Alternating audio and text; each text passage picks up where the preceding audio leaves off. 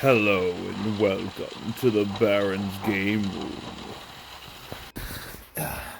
I'm Aaron as always, and today we're talking about Escape the Dark Castle.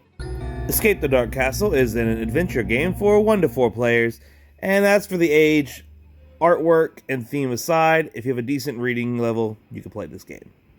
The goal of the game is right in the name. You are trying to escape the Dark Castle. But you're not your average heroes of warriors and knights and wizards.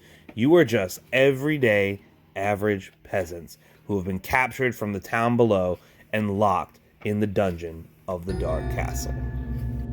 Each character has a unique dice with them that has a unique set of faces that are different for each character.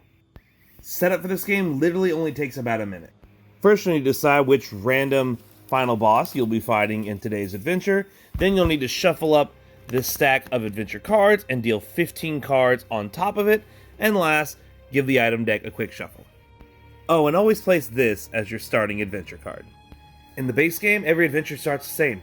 After years of incarceration in the Dark Castle, you finally break free of your cell. Every round, you're going to flip over a new adventure card that'll have various trials for you to overcome, or events in the story, while mostly being horrific monsters and battles for you to fight through. Sometimes you must decide as a group the best way to handle a situation. There's a bit of setup for each combat.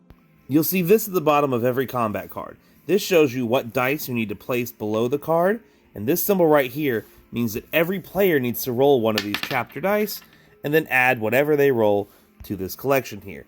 This is essentially the combat's life. Each turn, every hero has 2 choices of action. They can either choose to rest, in which case they will heal 1 life point back, or they can engage in battle. Every player that engages in battle will roll their combat dice. Then, you will compare what everyone rolled to the chapter dice by the card. Remove a chapter dice for every matching face. So, an eye and a fist. Unfortunately, there are no stars, so nothing is removed. If the creature is not defeated yet, then every player who participated in combat takes the damage listed on the card here, except for those who ended up rolling a shield during combat.